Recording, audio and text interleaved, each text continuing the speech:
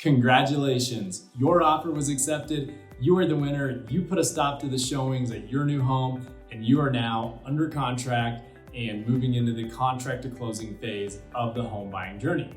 So first and foremost, I want to say congratulations again, and we are pumped for you to get into your new home. Secondly, thank you. Thank you for entrusting our team to help you get your new home. We really appreciate this opportunity. So step number 4 in your home buying journey is contract acceptance and earnest money deposit. That means your offer was accepted, you have locked this home in, and we're about to get busy with the financing and inspections and getting you to the closing table. So with that said, let's take a look at some of the information that's in this email down below. First off is all the key contacts for people involved in your transaction and a brief description of who they are.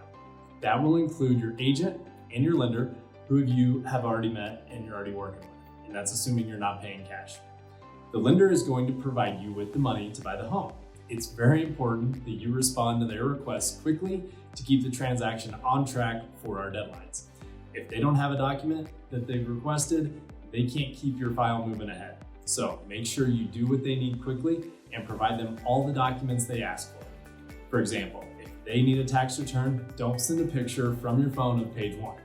We need you to send the full tax return.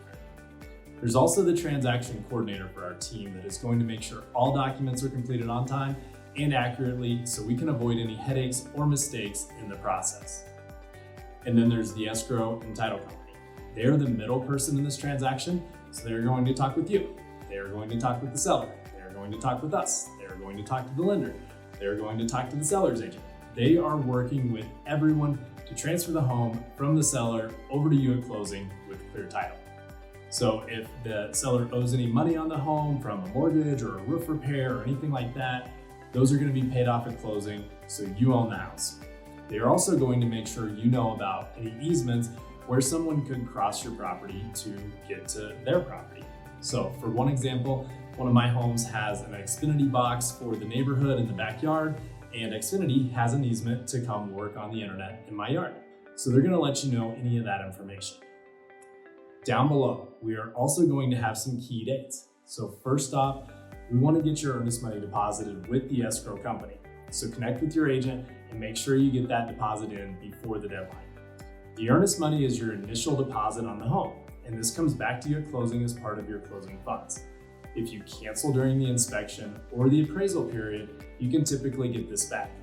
However, if you cancel after the inspection termination or after the appraisal termination date, then you may not be able to get this money back. So speak with your agent if you want some more clarity on that.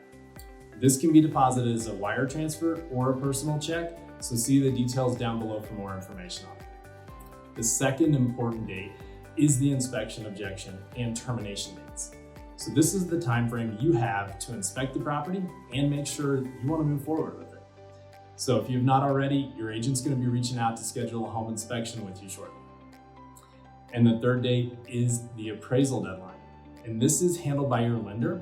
So you're gonna wanna connect with them to make sure they have got it ordered and that it's gonna be in here before the appraisal deadline. We're also gonna help you out with that. We'll stay in close connection with the lender just to make sure everything's moving along nicely and that we're staying ahead of our dates and deadlines. And then the fourth date is your homeowner's insurance deadline. So you need to contact your insurance company just to make sure that they're gonna insure this home prior to this date. If they need any information on the age of the roof or any other details, your agent's going to be able to help you out to get those dates for you. And the final date is your closing date. This is the day we are going to sign the closing documents and turn over the keys to you in most situations, unless there's like a post-occupancy agreement or something like that. One of the next emails you're going to receive is the seller's property disclosures. So this will share any information they know about the property, the size of the house, the source of water for the property, along with some other housekeeping items. So if you have any questions about those, your agent's going to be able to assist you. So all of that information is in here, so make sure to save this email so you can always come back to it in case you need anybody's contact information.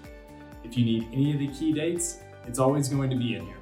And then moving forward, our team's going to update you as we go through the steps of the home buying process to make sure you always know exactly where you're at in the process and what's coming up next, so that way we can avoid all the headaches and mistakes that most people face. So with that said, I want to say one more time, I really appreciate the opportunity to be a part of your home buying journey, and thank you so much for entrusting our team with this process.